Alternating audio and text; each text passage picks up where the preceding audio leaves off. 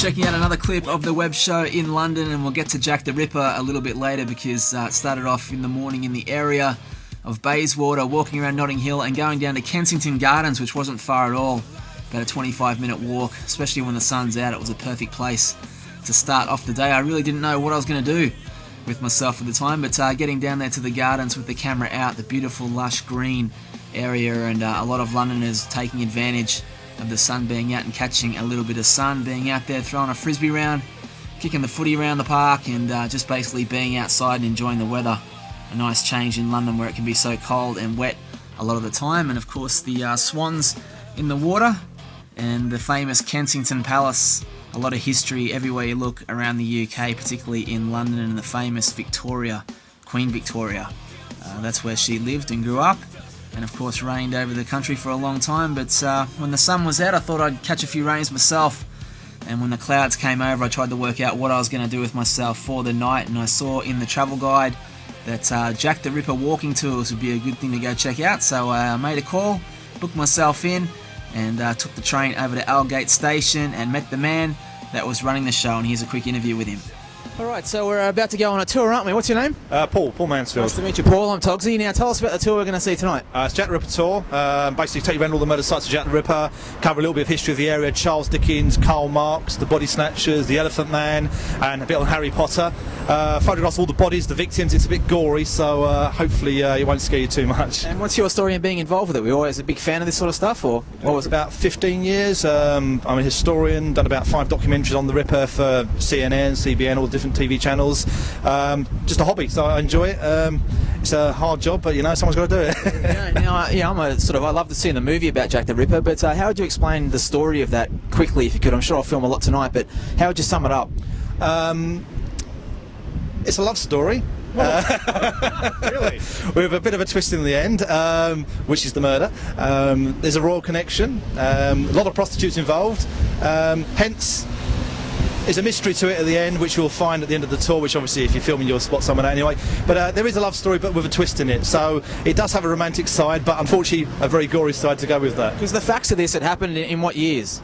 1888, 1 year. Right. 10 weeks, all the murders in 10 weeks in a year of 1888, in Whitechapel, East London, which is just down the road, which is where we're going to end up in a little while. And then they just stopped, the murders just stopped for no apparent reason, but we'll find out my theory why that is later. Okay, good stuff. And I love asking people about if they could live the ultimate dream, so what would it be for you? Is this it for you, or what is the ultimate? To retire very rich. Well,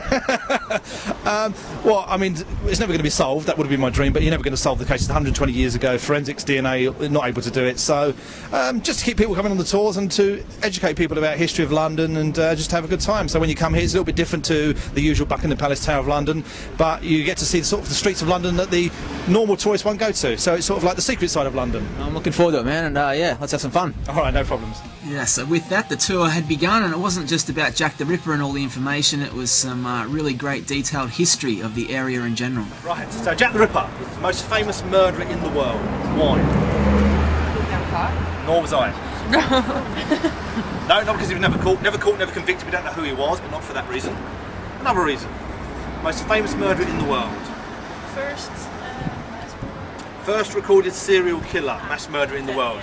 England. Thank you very much. Right. Now, the year of Jack the Ripper was 1888, 120 odd years ago. It started on the east side of London. East is poor, west is rich. The reason east is poor, the River Thames runs west to east, the wind blows west to east. East London, 80% of the population were criminals. Today, 80% are criminals, right there. 95% of the population were illiterate, no education. Now, what percentage of the women were prostitutes, do you think? 85% were prostitutes. Those were the good old days. Right, now, why so many prostitutes? First of all, question, what was the richest country in the world 100 years ago? I'll give you a clue. You're here. England, the British Empire. England owned half the world. We still think we do, but anyway. How many countries belong to us, do you think, the British Empire? Back in 1888. Right, 72 countries belong to England, including Australia, very much, Australia, New Zealand, Canada, West Africa, the West Indies, India, Bangladesh, Pakistan, Hong Kong, South Africa. I'm not going to go through the whole 72, but we were the richest country in the world. What was the richest city in the world? Bit of a hard one, that. London. What was the poorest country in the world 100 years ago? England, East London, Whitechapel. Richest part of the world 100 years ago, West London. Poorest part of the world 100 years ago, East London. As I said, this is the slums, the poorest area of the world. 1 square mile or 1 square kilometre. How many murders a night would there have been in 1888 without Jack the Ripper on a night off? 5. 5 a night. Try 20 a night. Right, the year in 1888, they said he murdered up to 35 victims, all women, all prostitutes. Today, experts will say he murdered definitely 5, maybe 6, maybe 7, but the 5 definite. Those 5 definite victims are all women, they were all prostitutes, they were all friends. Not of his, okay? The 5 victims are murdered over a period of 10 weeks. 10 weeks, 1 square mile, then the murders just stop for no apparent reason, okay? The FBI in Scotland Yard tell us that a serial killer is virtually always a married man. Did you know that? I did. Right. So we're just here, basically down there. There's the fog, the smog, the pea super. There's the warehouse in the corner over there, and there's the cobblestones behind you. Okay. So, where do you think the body was found? Just there. Sorry about that. She was laying just there. Yeah, so it was a pretty eerie feeling being in the location where these murders happened 120 years ago, but there was plenty of great information. The tour continued. These streets down here and alleyways date back to about the 1850s, Victorian London. Filmed down here in 1988 was the Michael Caine movie Jack the Ripper with Michael Caine and Jane Seymour. It was actually filmed down here.